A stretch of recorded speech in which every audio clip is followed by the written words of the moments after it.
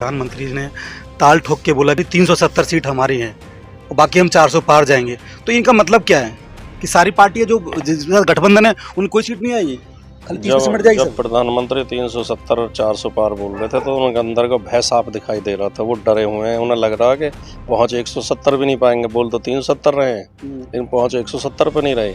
अगर 400 पार जा रहे हो तो क्यों नीतीश कुमार की खुशामद कर रहे हो? क्यों अपमानजनक जिस आदमी ने तुम्हें गालियां दी, तुम्हारा विरोध किया, जिसके लिए तुमने कहा कि इस रास्ते दरवाजे बंद हो चुके हैं, अब कभी नहीं खुलेंगे, उसकी खुशामद आपको क्यों करनी पड़ रही है? फिर जयंत जैसे लोगों को क्यों तोड़ना पड़ रहा है? जगह जगह जो फिर हेमंत सोरेन को जेल क्यों भेजना पड़ रहा है? अरविंद केजरीवाल के पीछे क्यों पड़े हुए? अगर आप इतने कॉन्फिडेंट हो तो इन जोड़ तोड़ में क्यों लगे हुए हो? इससे साफ जाहिर है कि डरे हुए हैं और ये कोशिश कर रहे हैं कि किसी तरह इनका सम्मान बच जाए।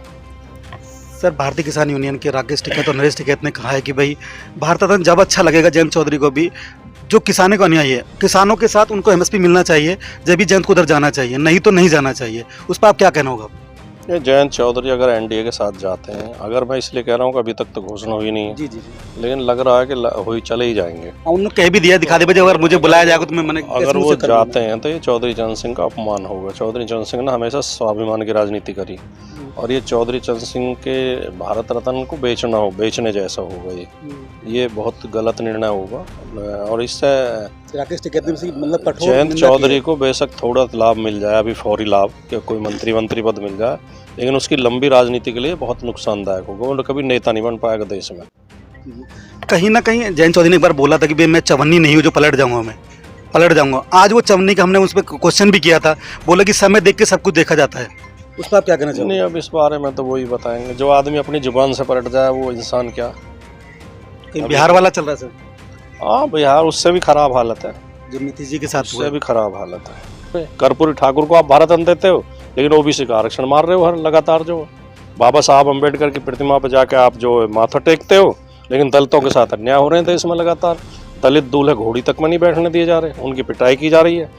तो ये सरकार जो दिखावे की राजनीति कर रही है, जो असल में काम जनता के खिलाफ कर रही है। चौधरी चरण सिंह जी को भारत रत्न देने की बात कही है, वो किसानों के हितैषी थे और कहीं ना कहीं सरकार बोल रही है कि हम किसानों के बहुत अन्यायी हैं। तो उसमें आप क्या कहना चाहोगे सर? किसानों के हितैषी हैं या वोटों के हितैषी हैं? नहीं, चौधरी चरण सिंह को भारत रत्न देने से किसी किसान की जेब में 5 रुपए आए क्या? वो एक मान सम्मान है, वो अपनी जगह है। चौधरी साहब सम्मान सरकार को रखना चाहिए ना। चौधरी साहब को हर किसान, देश का हर किसान अपना मसीहा मानता है और चौधरी चरण सिंह का सम्मान करता है। लेकिन सरकार ये कहे कि हमने भारत रत्न दे दिया इसलिए किसानों का भला हो गया। किसान के तो खिलाफ काम कर रहे हो आप। भारत रत्न दे रहे हो लेकिन किसान के खिलाफ काम कर रहे हो। आप बेटी पढ़ाओ बेटी बचाओ का नारा दे रहे हो, लेकिन जो देश की बेटियां जो विदेशी जो अंतर्राष्ट्रीय उसमें खेल में पदक जीत के लाई थी, उनके खिलाफ छेड़छाड़ के आप मुकदमा तक दर्ज नहीं करते। तो उलट काम कर रही है नहीं सरकार। आप ये तो सरकार को तुरंत कानून बना देना चाहिए। अगर सरकार के अंदर जरा सा भी किसान के प्रति प्यार है तो तुरंत ये कानून बनाना चाहिए कि एमएसपी से कम पे कोई भी खरीद नहीं होगी। उसका कारण केवल ये है कि कृषि में जो लागत आती है, जो कृषि की खर्चे हैं, वो लगातार बढ़े हैं। बीज महंगे हुए हैं, खाद महंगे हुए हैं, ट्रैक्टर महंगा हुआ, पानी महंगा हुआ, बिजली महंगी हुई है।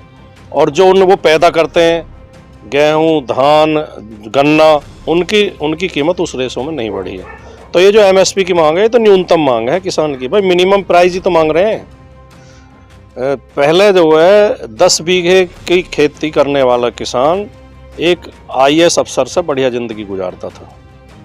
लेकिन आज हालत ये हो गई है कि 100 बीघे की जमीन का किसान एक चपरासी से भी बदतर जिंदगी गुजारता। उसके बच्चों के लिए ना अच्छे कपड़े होते, ना वो अच्छे स्कूल में पढ़ा पाते। 1947 में देश की आज़ादी के बाद सबसे ज़्यादा अन्याय इस देश में हुआ तो किसान के साथ हुआ। अगर 1947 के आप सीमेंट, सरिया और चीज़ों के रेट देखें, गाड़ी के और इन चीज़ों के रेट देखो, और किसान की उपज का रेट देखो, सोने चांदी वगैरह के रेट देखो, किसान की उपज का रेट देखो, सरकारी कर्मचारियों की सैलरी देखो, और किसान की उपज के डबल नहीं, 10-10 गुने, 12-12 गुने, 15-15 गुने बढ़े हैं, 20-20 गुने बढ़े हैं, कुछ चीज़ों में तो 50 गुने बढ़े हैं।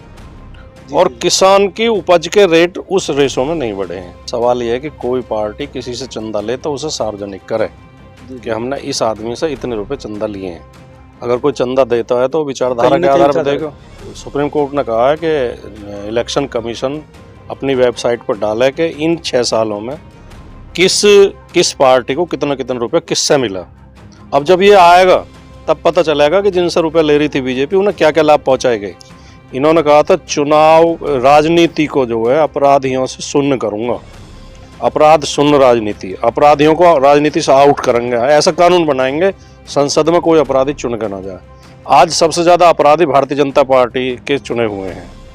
रेप के आरोपी, हत्या के आरोपी, लूट के आरोपी भारतीय जनता पार्टी में शामिल नहीं। ये इलेक्टोरल बॉन्ड अकेला मुद्दा नहीं है। 2014 में प्रधानमंत्री बनने के बाद और उससे पहले चुनाव प्रचार के दौरान माननीय मोदी जी ने देश से जो जो वादे किए थे और देश की मोदी जी ने क्या कानून बनाया? मोदी जी ने कानून बनाया कि कोई भी पूंजीपति किसी पार्टी को चंदा दे, न देने वाले का नाम बताया जाएगा न लेने वाली पार्टी को बताया जाएगा, गुप्तदान होगा। गुप्तदान हो गया। तो इससे तो पारदर्शिता खत्म हो गई और इसने तो भ्रष्टाचार को बढ़ाया, इससे काले धन भी बढ़ा और भ्रष्टाचार भी बढ़ा।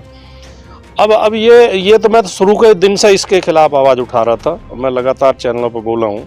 सुप्रीम कोर्ट ने बहुत ही सही, बहुत देरी से आया निर्णय, पूरे 6 साल के बाद आया। 2018 में लागू हुई थी, 24 में आके निर्णय आया। 6 साल तक देश ने एक असंवैधानिक व्यवस्था झेली। सुप्रीम कोर्ट ने कहा ये असंवैधानिक है, तो असंवैधानिक व्यवस्था मोदी जी ने चलाई 6 साल तक देश में, और उससे 2-4 करोड़ नहीं, उससे लगभग 14-15 हज़ार करोड़ रुपया भारतीय जनता पार्टी ने इकट्ठा किया। तो ये बहुत मोदी जी के लिए भी और भारतीय जनता पार्टी के लिए भी बहुत ज़्यादा शर्म की बात है और देश की जनता के लिए चिंता की बात है कि एक देश का प्रधानमंत्री ऐसी व्यवस्था चला रहा था। इनका एक वादा ये था कि हम जो जिनका स्विस बैंकों में काला धन जमा है उनकी सूची उजागर करेंगे और काले धन को लेकर आएंगे और उसे जनता के बीच में बांटेंगे। तो न तो ये सूची उजागर कर पाए, न काला धन लेकर आ पाए। काला धन दुगना होगा इन 10 सालों में जो स्विस बैंकों में। इन्होंने कहा था हम रुपए की कीमत डॉलर के बराबर लाएंगे, रुपए की कीमत लगातार घटती गई, डॉलर की कीमत रुपए के सामने बढ़ती गई। हमने राजकुमार भाटी से बात किया, उन्होंने बोला है कि बीजेपी सब जोड़ तोड़ की राजनीति करती है और अपना सम्मान बचाने के लिए 370 बोल रही है, जो 400 पार है। उनकी 170 सीट भी नहीं आने वाली हैं। देखना अब ये होगा कि 2024 में क्या होगा। ऐसी खबर देखने के लिए चैनल को सब्सक्राइब करें, लाइक करें, शेयर करें, कमेंट करते रहें। कैमरामैन द्विवेदी के साथ मैं राज सिंह भाटी, ग्रेटर नोएडा। हर खबर पाइए सीधा अपने मोबाइल पर।